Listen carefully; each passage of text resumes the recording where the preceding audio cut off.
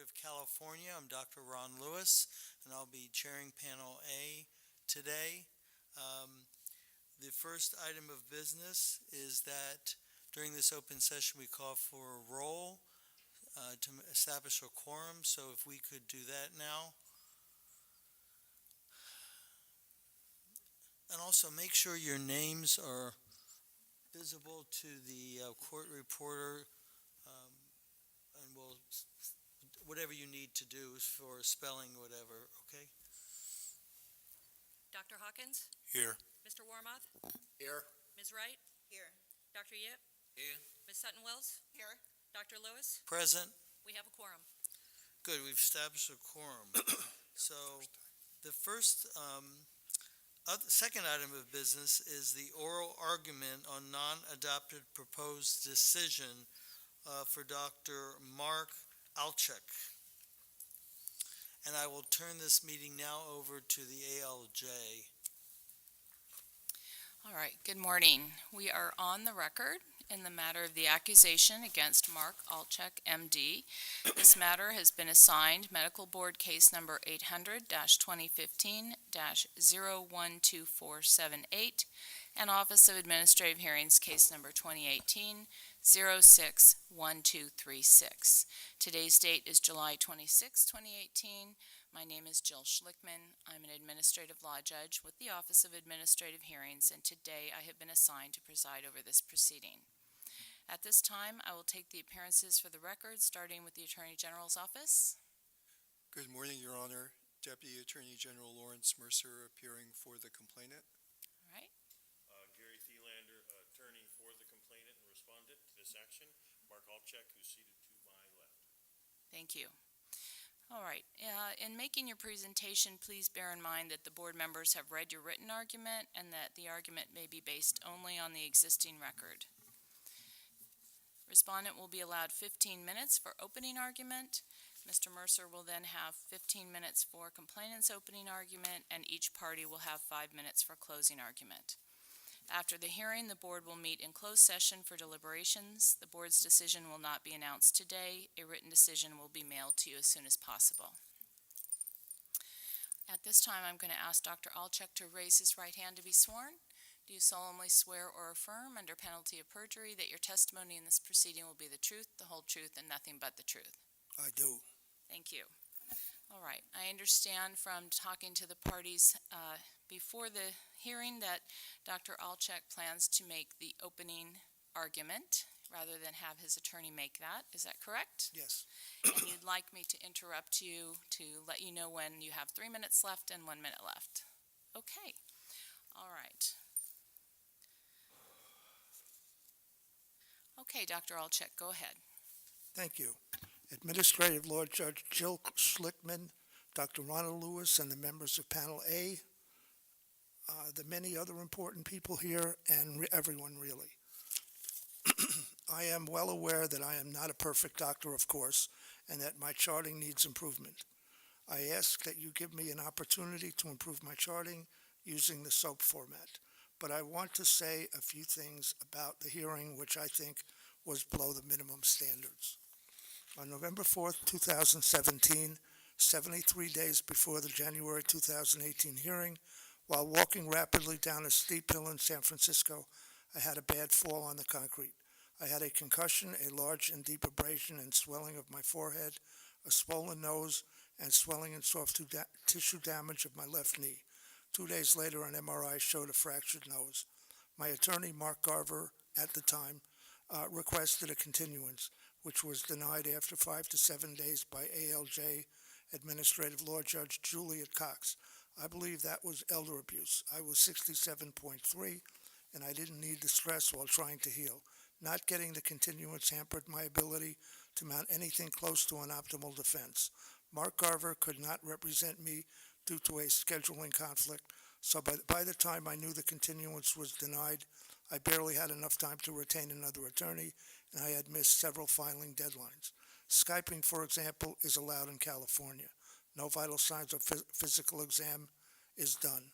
Doctors are supposed to be respectful, compassionate, courteous, and do no harm to their patients and staff, are they not? Larry Mercer, prosecutor for this case called us a mill. Not when I was working. I think to educate the people, and I tried to educate the people and give them helpful suggestions. Larry Mercer did make the point that we were very busy. He said he got false documents, plural, on the Friday afternoon prior to the Tuesday and Wednesday hearing. My attorney, Gary Thielander, had told Larry Mercer that I couldn't find Officers Woolsey and Hatzenbuehler in our San Jose records. I supposedly saw them as patients and wrote their recommendations in our San Jose clinic. That was not a document, it was not plural, and it was not false. Within one working day of that revelation, Attorney Ralph Hughes, who interviewed me for 2 hours... Sorry, I need you to slow down while you're reading, just a little. Dr. ALTCHEK, we have our reporter taking Yeah. everything down, and sometimes when we read, you speak a little faster, so just try and slow down. My attorney, I supposedly saw them as patients and wrote their recommendations in our San Jose clinic. That was not a document, it was not plural, and it was not false. Within one working day of that revelation, Attorney Ralph Hughes, who interviewed me for 2 hours and 5 minutes and wrote the 100-page report, announced he will not go to court, and he didn't, giving no reason. Also, within one working day, Officer Lindsay Brearley, a witness for the prosecution, requested the defense excuse her from the hearing. My attorney refused. She did not show, giving no reason, but she did write a declaration. She wrote that she is an undercover officer and that she got her medical marijuana MMJ recommendation from me on July 21st, 2015. She wrote that she requested the cultivator's license, that one patient can grow 99 plants per year without indoor lighting, or 396 plants per year with indoor lighting. I said I don't write the cultivator's licenses, but on Saturdays other doctors would write it. Officer Brearley revealed her name, real name, and alias. She said nothing about getting DDHN's approval to record the visit, or that she recorded it, or that it was lost in the download. Ralph Hughes wrote in his report that with approval from DDHN, she recorded the visit, but it was lost in the download. Those stories don't match. Officer Iriyama was another undercover officer who came in for his recommendation and got it from me on March 3rd, 2015. He said DDHN approved his recording the visit, and he did record the visit, and it was already transcribed. At the end of the office visit, I asked if he had any questions. He did not, which shortened the visit. He said the patient before or after him took about 10 minutes. He said he had recorded about 30 undercover visits and none were lost. Officer Woolsey came to court and testified that he and Officer Hatzenbuehler, who did not come to court, were undercover agents who were seen together by me on June 27th, 2014, and given their medical marijuana recommendation by me. He said that 1.5 years later, DDHN asked him to write a letter about this visit, which he did. Ralph Hughes supposedly didn't receive this letter until 2.5 years after the alleged visit. This letter on page 68 of the report does not have Officer Woolsey's name, signature, or date of the letter. This letter is hard to believe. Read it for yourselves. Officer Woolsey said that he and Officer Hatzenbuehler used aliases which he adamantly refused to reveal. Officers Brearley and Iriyama revealed their aliases. Why didn't he? The defense had and has no way to determine whether Officers Woolsey or Officer Hatzenbuehler ever came in to the San Jose clinic. The question is, did they? Take into account, besides what I just said in the last 8 sentences, that Ralph Hughes and Lindsay Brearley bolted one day after it was revealed that I didn't find Officers Woolsey and Hatzenbuehler in our records. We don't even have proof that they had aliases. The next patient was identified only as RS, whose recommendation I wrote. He signed that he took no meds, did not have schizophrenia or bipolar disorder, and that everything he wrote was true. Someone named Claudia, apparently his mother, wrote that he has schizophrenia and was taking psych meds for it. She wrote that due to using the medical marijuana, RS stopped his psych meds, which caused a psychotic break requiring admission to a psych facility. Claudia later wrote that RS stayed on his psych meds and it was the marijuana alone which caused his psychotic break. Neither RS or Claudia came to the hearing. We have no proof that he has schizophrenia, that he took meds for it, that he had that psychotic break, and so on. It looks like DDHN never got court orders for Officer Iriyama or Brearley to record. They were not included in the 100-page report, period. My Title III, Fourth Amendment right for privacy has apparently been violated. 243 years ago in 1775, bear with me, Patrick Henry first delivered his famous speech, which ended with, "I know not what course others may take, but as for me, give me liberty or give me death." The colonists had to deal with, among other things, writs of assistance that they housed the British for free. 1 year after Patrick Henry's speech, the Declaration of Independence was signed and the American Revolution had begun. Don't underestimate the importance of that speech or the Fourth Amendment, privacy. Maybe Ralph Hughes and Officer Brearley not only knew that Officers Woolsey and Hatzenbuehler never came to our clinic, but that DDHN never got court orders for Officers Iriyama and Brearley to record if she did. What else does Ralph Hughes and Lindsay Brearley know about this and don't want to say? There were supposedly 4 undercover agents. There could have been more or less, and none were seriously ill, like stage 4 ovarian cancer, intolerance to the chemo, nausea and vomiting, and so on, who most doctors and I would probably spend more time with. The prosecution can send in as many undercover agents as they want and mention only who they want. I repeat, the prosecution can send in as many undercover agents as they want and mention only who they want. How scientific and how fair is that?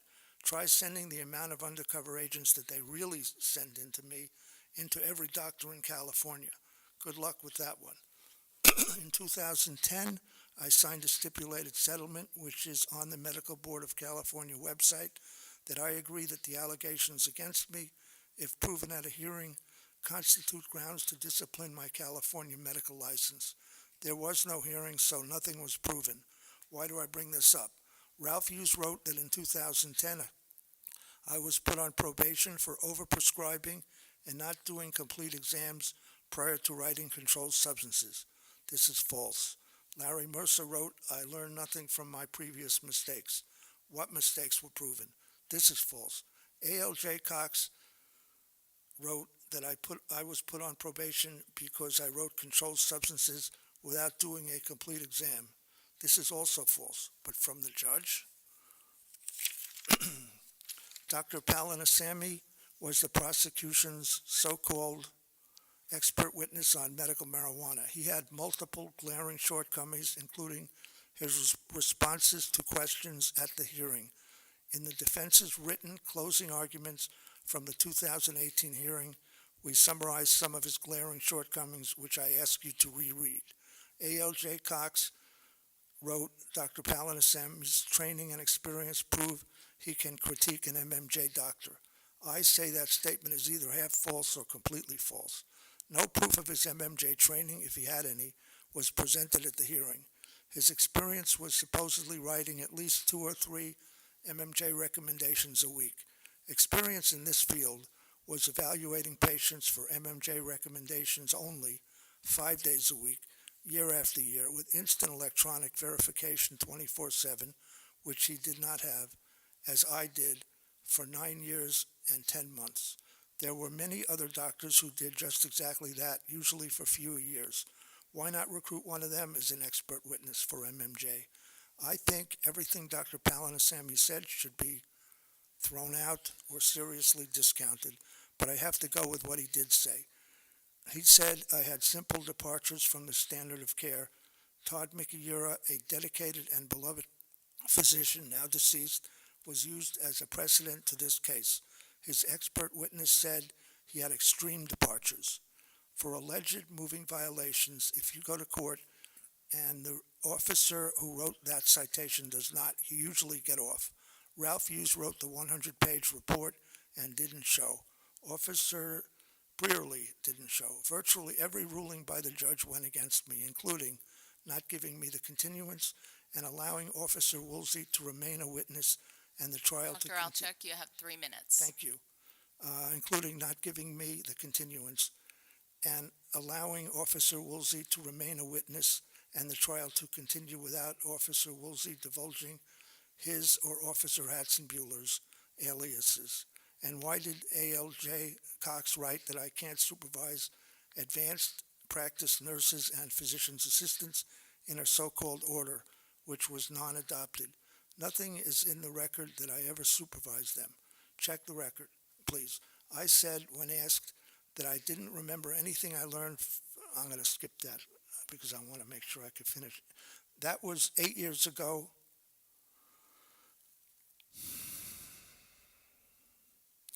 Larry Mercer said, all attempts to rehabilitate me failed. What were they trying to rehabilitate? That statement is false. And by the way, it's very unlikely I will write MMJ recommendations in the future. There has been legal recreational marijuana in California since January 1st, 2018. So what have I learned from this ordeal? My main takeaway, chart well using the SOAP format. About sanctions, I believe all charges against me should be dismissed. If you need to, give me something, please send me to a course. Probation will make it very difficult for me to be hired as a doctor. Please reread page 68 of Ralph Hughes' report.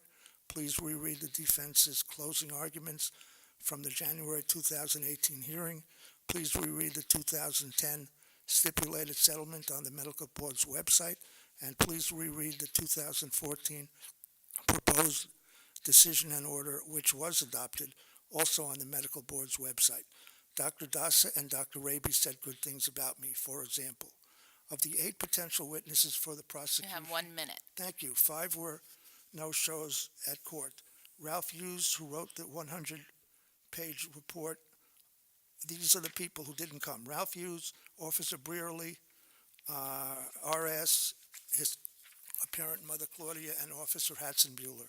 3 witnesses showed at court. Officer Woolsey, but we cannot verify that he was a patient at the clinic. Dr. Palanasamy, but we think his credibility is very suspect. And Officer Iriyama. That's 1 credible witness who showed out of 8 potential, and he was undercover. Was this even enough to finish the hearing? Why did Ralph Hughes and Lindsay Brearley bolt? What are they not saying? It's like this case was built on quicksand. Sincerely and respectfully, Mark ALTCHEK, MD. Thank you. Thank you. Mr. Mercer? Thank you, Your Honor. As the panel members are aware, we did submit a written argument. I don't want to repeat what's in the written argument that we submitted.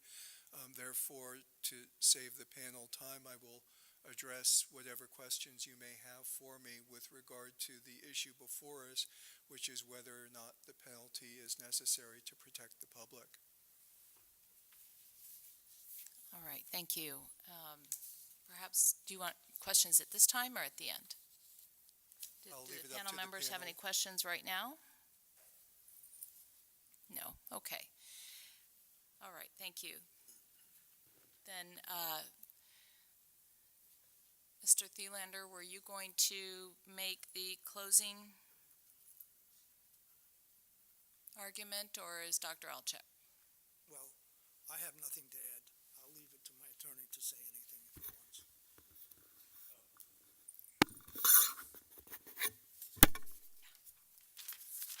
I'm sorry. Mr. Thielander, are you going to make the argument, or do you have any Very further argument? brief comments to wrap this up. Okay. Quite frankly, it's one of the things that concerned me during the presentation of the argument, and the thing that we've made clear is I too requested a continuance of the hearing when I came on board, and I had to request a continuance so I wouldn't operate below my standard of care. The fact of the matter is part of the reason Mr. Garver couldn't present the defense was a scheduling conflict, in addition to which he was uncomfortable going forward without what he felt was professionally sufficient time. I've got a little bit more experience in the saddle as a criminal defense attorney and as a civil attorney, so I was willing to take on this case with the admonition that I would be making a motion to continue. And what's of greatest concern, and I would like to focus on this, is that the Officer Woolsey and the Officer Hatzenbuehler, neither of them came to Dr. ALTCHEK to do an investigation of Dr. ALTCHEK for going below the standard of care.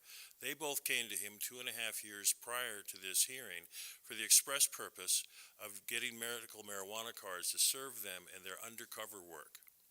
As a 17-year prosecutor in the state of California, I would never utilize the testimony of an investigator who had merely spoken to an individual without a directed investigative plan.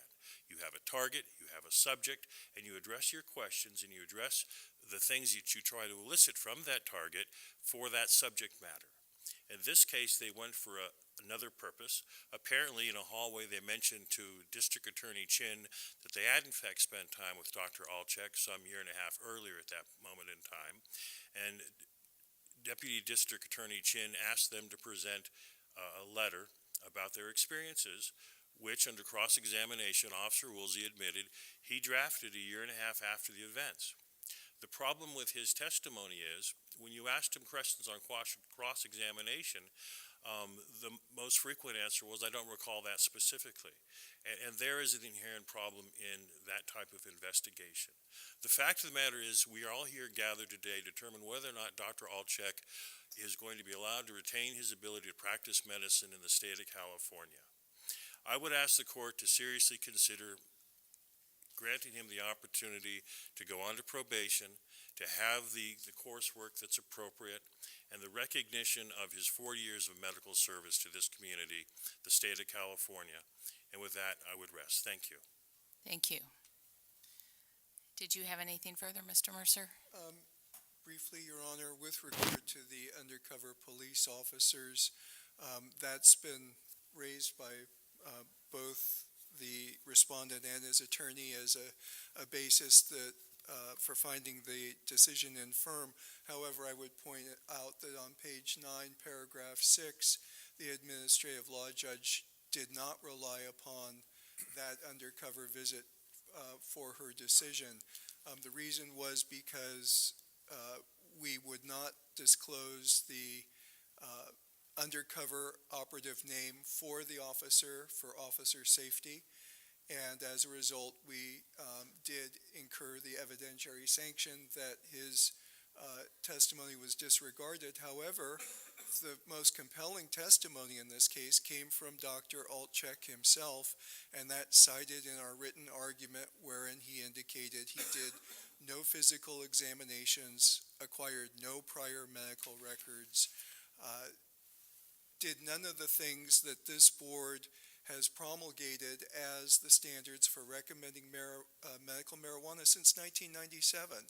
After Prop 215 passed, the board published in its action letter a statement to physicians that the board expects physicians to do the same things in recommending medical marijuana that they do for recommending any other kind of medication or treatment. And that is the basis for this decision, and it should be upheld. There's some disagreement between the respondent and his counsel as to whether or not he would be willing to be on probation. We honestly believe that this case calls for revocation because he has not only not done what he should have done, he has said that he would not do what he should have done at this hearing. Therefore, there is no basis to put him on probation. However, it is within this panel's authority to put him on probation should you deem that consistent with the public protection. If that is the case, then we would ask that there be an objective evaluation of this physician via a clinical assessment program, and that there be a practice monitor responsible for reporting to the board that he has at long last brought his practice within the standard of care. Thank you. Thank you. All right. At this time, I'll invite the panel members if they have any questions. Yes, Dr. Hawkins? Thank you very much. So I have a statement, then I have a question. So Dr. ALTCHEK, prior discipline in 2010 for improper prescribing without a prior exam resulted in discipline that included prescribing practices course and medical record keeping course. Now, related to the current accusation, you volunteered you did not remember the medical practice, the medical record keeping course, or the prescribing practices course. My question is, excluding prescribed marijuana, since marijuana is now illegal in California, how do you envision the type of practice you would have? What would be your practice going forward? And I may have a follow-up question depending on how you answer that question. First of all, you gave a reason for why I was put on probation. I agreed. I signed in the stipulated settlement in 2010 in June that if the allegations against me were proven at a hearing, I am subject to some kind of sanctions. I don't remember how it went. But there was never a hearing. Nothing was ever proven. So okay, now, I went to the courses in San Diego, 2010, and it was just about all a review. I mean, nothing stood out as anything I particularly remembered. It was worth going to because I learned, I reviewed things. I was able to hear some things that clicked, and I remembered. So, sort of underlining what I believe I knew. And as far as my practice, I don't know why I can't just get a clinic job. But I believe that the probation is going to be a problem to getting just a basic clinic job. But that's what I'd like to do, is just go back to, I work for the state of California Department of Corrections, and mainly I did ER and I did walk-in clinic. And so I dealt with hypertension, diabetes, arthritis, you name it, angina. And that's what I'd actually like. Did that kind of answer things? Well, it's your answer. So, as a practicing physician, I think that we develop a standard of practice that we tend to use over and over again. And one of my questions is, since I don't know if you even know how to take a complete history and physical because of what you've been doing the last several years, my concern is whether you would be able to provide the type of care that's required for the citizens of the state of California. And although you stated that you indicated you really didn't remember very much about the courses because this is what you did anyway, I'm trying to get reassured that you actually really know how to do a complete history and physical, how to obtain medical records, how to do what's required to evaluate and treat patients, which is what we're responsible for doing when we license physicians in the state of California. May I make one clarification? What happened, the discussion about what he did or didn't remember from the coursework, the administrative law judge asked him the question, what do you remember from the coursework? And he answered off the cuff, well, as I sit here right now, I don't remember anything in particular. He then went on to explain that he found the coursework to be valuable, and he noted that for a time it helped him to refocus on his SOAP requirements, etc. That's what was germane to that. And with that, I'll allow him to answer your question. And then to clarify the answer to my question, you envision providing care to the average citizen in a clinical setting. Is that accurate in terms of what you envision, the type of practice you would have going forward if you have a license?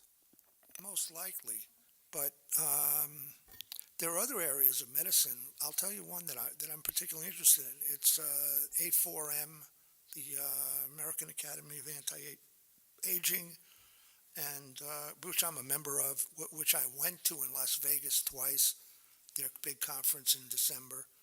And they're pretty much, their bread and butter is replacing the hormones in the people, the over 40 crowd, whether it be progesterone, progesterone and estrogen, mainly for the women, testosterone for the men. I'd like to do that. But I'm probably going to end up, if my license is not, if I come out of this more or less okay, I'm all for doing courses. But what I think I've done a lot of just walk-in clinic work, and I think it'll come back to me pretty quickly. In fact, as I did my medical marijuana practice, the people were giving me diagnoses, and I had to be up on them to really make some sense and give them some helpful ideas quickly about it. Sure, they're going to go back to their doctor, but maybe there's a dietary idea that I have in mind. I'm pretty much against milk in general. If you have, for example, autoimmune diseases like multiple sclerosis. I've learned, actually, I learned a lot in the last 10 years.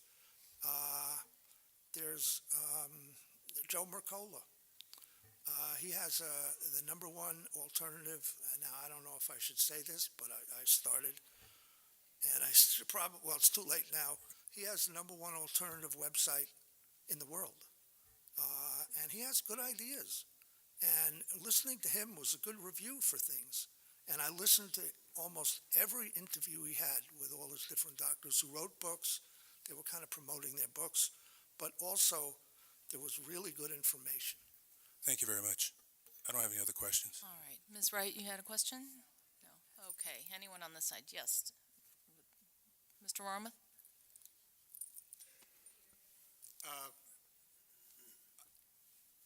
I found that you were spending a lot of time talking about the findings of fact in the proposed decision. Speaking for myself, I don't have a lot of problems with the findings that the ALJ made. My personal objection, I guess, is the level of discipline. And reading through the record, one of the things that stuck out at me was when you were testifying about the adequacy of the histories and examinations that you took in order to make your recommendations for medical marijuana, and I believe at one point you said that you thought that those were adequate. My question is, if we did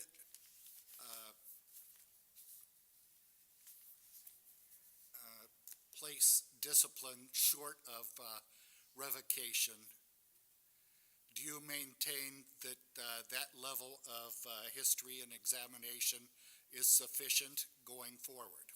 No, definitely not. Two different games here. One is a busy medical marijuana clinic where to give the recommendation, you pretty much can give it for insomnia and nothing else, headaches and nothing else, anxiety and nothing else, back pain and nothing else. Given that, I think it was fair to give the recommendations just listening to the people. Working in a clinic setting, I'm going to have peer pressure. There's going to be peer review. I'm going to be given, I don't know what it is, would depend on the clinic, but maybe 20 minutes for an average exam, maybe longer for the first time. And I would be much more thorough about it. I would order labs. I would check the labs. I would record the lab results and record how they responded to whatever medicine I gave them. Maybe change it if if they hadn't had a good response. So definitely, working in a clinic setting, I would spend much more time and be much more thorough. And I would go back to my soap notes, which is what I did as a resident. It was mandatory as a resident. So, did I about answer that? Yep, that's fine. I would like to ask, though, you sort of brought it up in your testimony, but do you have any comments about, further comments about the level of discipline that you think appropriate? I do, and I would focus on the issue of what Dr. Palasimi found. In every instance where he made a finding, and quite frankly, you're correct. We haven't articulated, but I do have issues with some of the evidence, and my concern is it's hard to filter through what really affected the administrative law judge's decision. But having said that, I would concentrate and focus on the fact that whichever one of the patients Dr. Palasimi investigated, he found a simple deviation, not an extreme deviation. And I think that as to the witness Iriyama, who I found to be completely credible during his testimony and the way he presented himself and the way he conducted his examination, as to what Iriyama described and what Palasimi was able to review there, because there was a chart to review, he did find, again, a simple deviation. And I think a simple deviation requires something less than the ultimate sanction. I'm sorry, was the question directed to me? Yes, it was, Thank actually. you. With regard to that, I would point out from our written argument that this is a probationer, past probationer, who came to the board in 2014 and said, I've learned my lesson, I'm ready to be off probation, and the board granted him early termination. And just a couple of years later, we have 3 undercover officers who are able to go in without any difficulty at all and get him to essentially give a recommendation without engaging in the basic practice of medicine. At the hearing, he had the opportunity to say that he would change his practice. He didn't say that. He said that what he did was right, that he didn't need to get prior medical records, that marijuana never killed anybody, and that he could prescribe it without a physical exam, just an eyeball exam. And for that reason, we point out that the law is pretty clear that while the board has an obligation to rehabilitate physicians where it is possible to do so, where in fact the physician has been given ample opportunity and has failed, then at some point the board has to say, what is the public purpose in keeping this doctor in practice? We submit that there really isn't a basis to keep him in practice. The board has been promulgating prescribing guidelines now since 1994. We have a physician who blithely ignored them, said he may have read them, remembered nothing about them, and we question what message we're sending to the public by saying, all right, twice now he has said, I didn't do what you say is required to prescribe, and yet we're going to continue him on yet another probation. At some point, there has to be a moment when we say the board has done enough and now it's time to protect the public and have physicians who actually do obtain a full and complete history, including an addiction history, that do take physical examination, that do acquire prior records, that do laboratory tests on what are potentially serious conditions. These patients, to the extent that they offered medical self-diagnoses, some of them were serious and they were not explored. Nothing was done for them. Do we really want to have physicians out there who hear that their patient thinks that they have something seriously wrong with them and then does nothing? We believe that revocation is the right decision. Dr. Lewis? Can I just add a little bit? No, Okay. we're going to move on, okay? Otherwise, it'll just keep being repetitive. And we're trying to get you to be concise. I think sometimes your own worst enemy is because you go around in circles and you're not using your counsel to help guide you. So when a question is asked, please just respond to the question. Otherwise, you're bringing up things that have nothing to do with the case. I will make an side comment is that your Academy of Aging or Anti-Aging is not a board-recognized academy, and it's fraught with charlatans who have instant cures. And so all of a sudden I see you're into marijuana, and then you make this comment, well, I may do something with biologicals and hormones. Well, some of them do work, but it worries me that you're taking a whole nother group of susceptible people and putting them into your practice. So that is my side comment. Now, Dr. ALTCHEK, do you know the standard of care for marijuana recommendations? And if you do, could you tell me the standard of care that's currently in effect? I don't know if it's currently in effect, right? Yes. There's no medical marijuana. Well, all right. The standard of care, All right, I what can you tell have to I do can as a answer that question. physician. I don't really think it's being done now, because in California, all right, so what I'm it is asking you a question. Just I know. answer that. So You'll be most helpful for yourself if you answer it. we're supposed to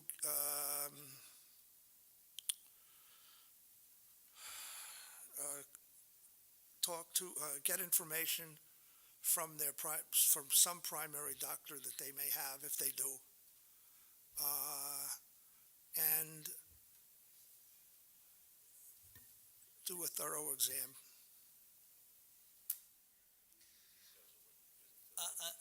It worries me that you cannot be forthright and say, I need to do this, this is required. Sometimes you don't have to do lab tests.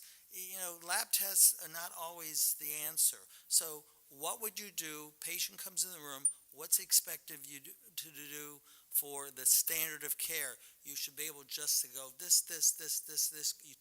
You know, you've studied it. So let me hear that, please. Convince me. For medical marijuana or in general? We're talking about the medical marijuana issue that kind of got you here. I'm supposed to take a thorough history and physical, talk to or get information from the doctor, their doctor, if they have one, accumulate some additional information.